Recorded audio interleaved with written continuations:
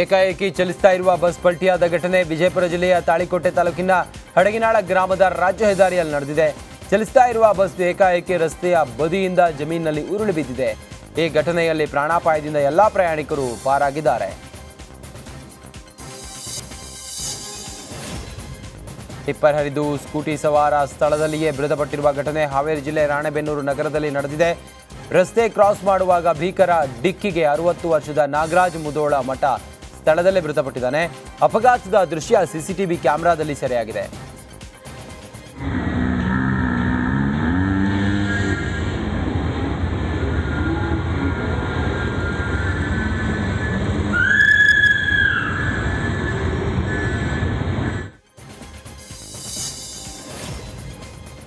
ಹಾಡಹಗಲೇ ಮನೆಯ ಬೀಗ ಮುರಿದು ಕಳ್ಳತನ ಮಾಡಿರುವ ಘಟನೆ ದೇವನಹಳ್ಳಿ ತಾಲೂಕಿನ ದೊಡ್ಡಸಾಗರಹಳ್ಳಿ ಗ್ರಾಮದಲ್ಲಿ ನಡೆದಿದೆ. ಗ್ರಾಮದ ಜಾವಿದ್ ಪಾಷಾ ಎಂಬುವರ ಮನೆಯಲ್ಲಿ ಕಳ್ಳತನ ನಡೆಸಲಾಗಿದೆ. ಐನಾತಿ ಕಳ್ಳರು ಲಕ್ಷಾಂತರ ರೂಪಾಯಿ ಮೌಲ್ಯದ ಚಿನ್ನಾಭರಣ ನಗದನ್ನು ಕದ್ದು ಎಸ್ಕೇಪ್ ಆಗಿದ್ದಾರೆ. ಆನೇಕಲ್ನ ಹೆನ್ನಗರ ದಿನ್ನೆಯ ಅಂಜನಾದ್ರಿ ಬಡಾವಣೆಯಲ್ಲಿ ಪುಂಡರು ಅಟ್ಟಹಾಸವನ್ನು ಮೆರೆದಿದ್ದಾರೆ. ಮುಂಜಾನೆ ಮನೆಗೆ ನುಗ್ಗಿ ಕಿಟಕಿ ಬಾಗಿಲನ್ನು ಒಡೆದು ಸೆಲ್ಫಿ ತೆಗೆದುಕೊಂಡು ಎಸ್ಕೇಪ್ ಆಗಿದ್ದಾರೆ. ಖತರ್ನಾಕ್ ಕದೀಮರ ಗ್ಯಾಂಗ್ ಮನೆಗೆ ಏಕಾಏಕಿ ಕಲ್ಲು ಹಾಗೂ ಈರುಳ್ಳಿ ತೂರಿದ್ದಾರೆ. ಸುಭಾಷ್ ಎಂಬುವರ ಮನೆಯ ಮೇಲೆ 3 ಪುಂಡರು ಕಲ್ಲು ತೂರಾಟ ಮಾಡಿದ್ದು ಗಾಜು ಒಡೆದ ಜಾಗದಲ್ಲಿ ಸೆಲ್ಫಿ ಫೋಟೋಗಳನ್ನು ತೆಗೆದುಕೊಂಡು ವಿಕೃತಿಯನ್ನು ಮೆರೆದಿದ್ದಾರೆ. ಪುಂಡರ ಅಟ್ಟಹಾಸದ ಕೃತ್ಯ ಸಿಸಿಟಿವಿ ಕ್ಯಾಮೆರಾದಲ್ಲಿ ಸೆರೆಯಾಗಿದೆ. ಈ ಸಂಬಂಧ ಸೂರ್ಯನಗರ ಪೊಲೀಸ್ ಠಾಣೆಯಲ್ಲಿ ದೂರು ಕೂಡ ದಾಖಲಾಗಿದೆ. ದಾವಣಗೆರೆ ತಾಲೂಕಿನ ತುರ್ಚಘಟ್ಟ ಗ್ರಾಮದಲ್ಲಿ ಸಿಲಿಂಡರ್ ಸ್ಫೋಟಗೊಂಡಿದೆ.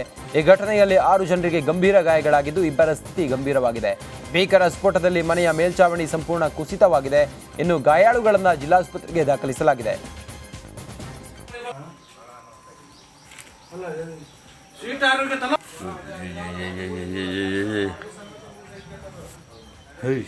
ಮನ್ಯಾಗ ಅಲ್ಲ ಪುಣ್ಯ ಬಟ್ಟೆನು ಸುತ್ತಲ್ಲ ಅವ್ರು 6 ಜನ.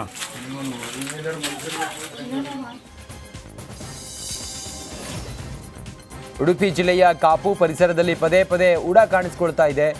ಮೊನ್ನೆ ತಾನೇ ಒಂದು ಉಡವನ್ನು ರಕ್ಷಣೆ ಮಾಡಿ ಕಾಡಿಗೆ ಬಿಡಲಾಗಿತ್ತು. ಆದರೆ ಇದೀಗ ಸರ್ಕಾರಿ ಪದವಿ ಪೂರ್ವ ಕಾಲೇಜೊಳಗೆ ಮತ್ತೆ ಉಡ ಪ್ರತ್ಯಕ್ಷವಾಗಿದೆ. ತಕ್ಷಣ ಸ್ಥಳೀಯರಾದ ಪ್ರಶಾಂತ್ ಪೂಜಾರಿ, ಶಿವಾನಂದ ಪೂಜಾರಿ ಉಡವನ್ನು ಹಿಡಿದು ರಕ್ಷಣೆ ಮಾಡಿ ಸುರಕ್ಷಿತ ಸ್ಥಳಕ್ಕೆ ಬಿಟ್ಟಿದ್ದಾರೆ.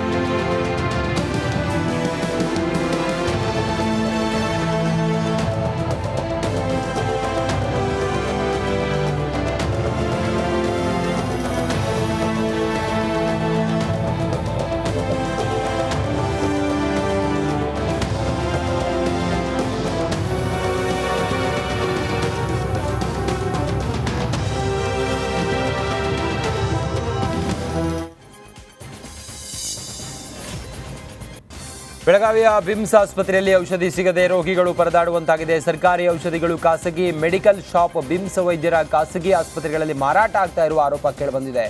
ಕೋಟಿ ರೂಪಾಯಿ ವೆಚ್ಚದ ಔಷಧಿಗಳ ವಿತರಣೆಯಲ್ಲಿ ಆಸ್ಪತ್ರೆ ಎಡವಟ್ಟನ್ನು ಮಾಡಿಕೊಂಡಿದ್ದು ಆಸ್ಪತ್ರೆ ವಿರುದ್ಧ ರೋಗಿಗಳು ಹಿಡಿ ಶಾಪ ಹಾಕಿದ್ರು.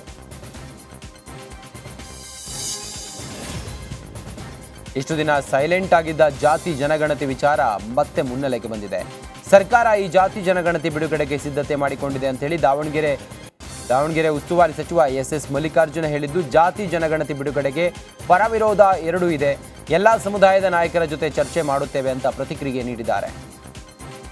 ಇವತ್ತು ಹೇಳಿದರೆ ಇನ್ನೂ ಬರಲಿ, ಬಂದ ಸಬ್ಜೆಕ್ಟ್ ಬಂದಾಗ ಕೇಳೋಣ ಏನು ಅಂತಂದು ಆ ಸಮಾಜದವ್ರನ್ನೆಲ್ಲ ಲೀಡರ್ಸ್ಗಳನ್ನೂ ಕೇಳೋಣ. ಕೇಳಿಬಿಟ್ಟು ಒಂದು ಒಪಿನಿಯನ್ ತಗೊಂಡು ವಿಲ್ಸಿ ಬಿಡುಗಡೆ ಮಾಡಬಾರ್ದು ಅಂತ ಭಾರಿ ವಿರೋಧ ವ್ಯಕ್ತವಾಗಿತ್ತು. ನೋಡೋಣ ಅದೇನು ಬರ್ತದೋ, ಈಗ ಏನು ಡಿಸ್ಕಸ್ ಆಗತ್ತೆ ಅದ್ರ ಬಗ್ಗೆ ಅಂತ ತಿಳ್ಕೊಂಡು ಹೇಳೋಣ. ಸುರೇಶ್ ಅವರು ಕೂಡ ವಿರೋಧ ಮಾಡಿದ್ದಾರೆ. ಅಲ್ಲ, ವಿರೋಧನೂ ಐತಿ, ಫಾರು ಐತಿ, ಎರಡೂ ಐತಿ. ಫುಟ್ಪಾತ್ ಒತ್ತುವರಿ ತೆರವು ಮಾಡಿದ ಅಧಿಕಾರಿಗಳ ವಿರುದ್ಧ ಅಂಗಡಿ ಮಾಲೀಕರು ರಸ್ತೆ ತಡೆದು ಪ್ರತಿಭಟನೆ ನಡೆಸಿದರು. ಕೋಲಾರದ ಶ್ರೀನಿವಾಸಪುರ ಪಟ್ಟಣದ ಎಂಜಿ ರಸ್ತೆಯಲ್ಲಿ ಪುರಸಭೆ ಅಧಿಕಾರಿಗಳ ನೇತೃತ್ವದಲ್ಲಿ ಒತ್ತುವರಿ ತೆರವು ಕಾರ್ಯಾಚರಣೆ ನಡೆಸಲಾಯಿತು. ಈ ವೇಳೆ ಅಂಗಡಿ ಮಾಲೀಕರು ಹಾಗೂ ಅಧಿಕಾರಿಗಳ ನಡುವೆ ಮಾತಿನ ಚಕಮಕಿ ನಡೆಯಿತು. ಚಿಕ್ಕಮಗಳೂರು ತರೀಕೆರೆ ತಾಲೂಕಿನ ಕೆಂಚಾಪುರದಲ್ಲಿ ಬೈಕ್ ಸವಾರರು ಪುಂಡಾಟವನ್ನು ಮೆರೆದಿದ್ದಾರೆ. ಸೈರನ್ ಹಾಕಿ ಹಾರನ್ ಮಾಡಿದ್ರು. ಆಂಬ್ಯುಲೆನ್ಸ್ಗೆ ದಾರಿ ಬಿಡದೆ ತೊಂದರೆ ಕೊಟ್ಟಿದ್ದಾನೆ. ಬೊಲೆರೋ ಟ್ರ್ಯಾಕ್ಟರ್ ಮಧ್ಯೆ ಅಪಘಾತವಾಗಿದ್ದು ಹಲವು ಜನರಿಗೆ ಗಂಭೀರ ಗಾಯವಾಗಿತ್ತು. ಈ ಸಂದರ್ಭದಲ್ಲಿ ಆಂಬ್ಯುಲೆನ್ಸ್ನಲ್ಲಿ ಗಾಯಾಳುಗಳನ್ನು ಕರೆದೊಯ್ಯುವಾಗ ಪುಂಡರು ಅಟ್ಟಹಾಸವನ್ನು ಮೆರೆದಿದ್ದಾರೆ.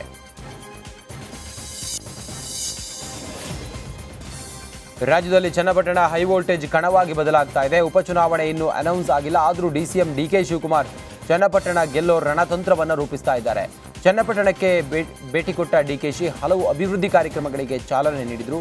ಬಳಿಕ ಅವರು ಮಾತನಾಡಿದರು, ಇನ್ನು ಅಭ್ಯರ್ಥಿ ಬಗ್ಗೆ ಯೋಜನೆ ಮಾಡಿಲ್ಲ, ಅಭಿವೃದ್ಧಿ ಬಗ್ಗೆ ಚಿಂತನೆ ಮಾಡ್ತಿದ್ದೇವೆ. ಇಲ್ಲಿ ನಾನೇ ಅಭ್ಯರ್ಥಿ ಅಂತೇಳಿ ಕೆಲಸ ಮಾಡಿ ಕಾರ್ಯಕರ್ತರಿಗೆ ಹಿಂಗಂತೇಳಿ ಹೇಳಿದ್ದೇನೆ ಅಂತ ಹೇಳಿದರು.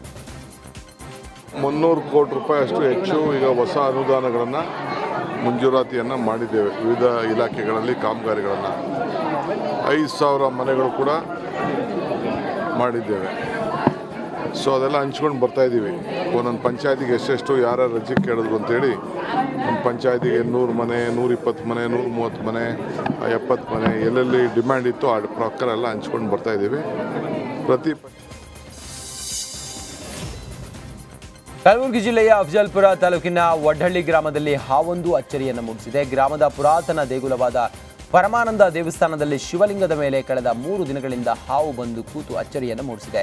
ಬೆಳಗ್ಗೆ ಶಿವಲಿಂಗದ ಪೂಜೆ ಸಲುವಾಗಿ ಅರ್ಚಕರು ಬಂದಾಗ ಹಾವಿರೋದನ್ನು ಕಂಡು ಭಯ ಬಿದ್ದು ಹಾವನ್ನು ಓಡಿಸಿ ಪೂಜೆ ಮಾಡಿದರು. ಬಳಿಕ ಎರಡನೇ ದಿನವೂ ಹಾಗೆ ಆಯಿತು. 3ನೇ ದಿನವೂ ಕೂಡ ಶಿವಲಿಂಗದ ಮೇಲೆ ಹಾವು ಬಂದು ಕೂತಿದ್ದು ಅಚ್ಚರಿಗೆ ಕಾರಣವಾಗಿದೆ.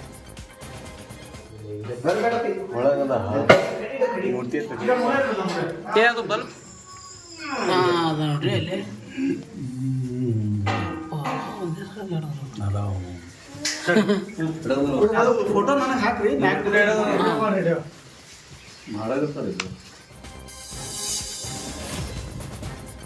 14 ವರ್ಷದ ಬಳಿಕ ಶಾಸಕ ಜನಾರ್ದನ ರೆಡ್ಡಿ ತವರೂರು ಬಳ್ಳಾರಿಗೆ ಆಗಮಿಸಿದ್ದಾರೆ. ಈ ವೇಳೆ ಕೂಡ್ಲಿಗಿ ತಾಲೂಕಿಗೆ ಅವರು ಭೇಟಿ ಕೊಟ್ಟರು. ಕೊತ್ತಲಾಂಜನೇಯ ದೇಗುಲದಲ್ಲಿ ವಿಶೇಷ ಪೂಜೆಯನ್ನು ಮಾಡಿದರು ಜನಾರ್ದನ ರೆಡ್ಡಿ. ಬಳಿಕ ರಾಜ್ಯ ಬಿಜೆಪಿ ಎಸ್ಟಿ ಮೋರ್ಚಾ ಅಧ್ಯಕ್ಷರಾಗಿರೋ ಬಂಗಾರು ಹನುಮಂತ ಮನೆಯಲ್ಲಿ ಹೋಳಿಗೆ ತುಪ್ಪದ ಊಟ ಸವಿದರು. ಬೆಂಗಳೂರಿನಲ್ಲಿ ಬೋರ್ವೆಲ್ ಕೊರೆಸೋ ವಿಚಾರಕ್ಕೆ ಸ್ಥಳೀಯರು ಹಾಗೂ ಅಪಾರ್ಟ್ಮೆಂಟ್ ನಿವಾಸಿಗಳ ಮಧ್ಯೆ ವಾಗ್ವಾದವಾಗಿದೆ. ನಗರದ ಹೇರೋಹಳ್ಳಿ ವಾರ್ಡ್ ನಂಬರ್ 62ರಲ್ಲಿ ಕಳೆದ 4-5 ದಿನದಿಂದ ನೀರಿಗಾಗಿ ಸ್ಥಳೀಯರು ಪರದಾಡ್ತಾ ಇದ್ದಾರೆ. ಶಾಸಕರು, ಜಲಮಂಡಳಿ, ಬಿಬಿಎಂಪಿಗೆ ಹೇಳಿದ್ರು, ಕೇರ್ ಮಾಡ್ತಾ ಇಲ್ಲ. ಹೀಗಾಗಿ ತಮ್ಮ ಸ್ವಂತ ದುಡ್ಡಲ್ಲಿ ಸ್ಥಳೀಯರು ಬೋರ್ವೆಲ್ ಕೊರೆಸ್ತಾ ಇದ್ದು ಅನುಮತಿ ಇಲ್ಲದೆ ಕೊರೆಸುವ ಹಾಗಿಲ್ಲ ಎಂದು ಅಪಾರ್ಟ್ಮೆಂಟ್ ನಿವಾಸಿಗಳು ಕಿರಿಕ್ ಮಾಡಿದ್ದಾರೆ.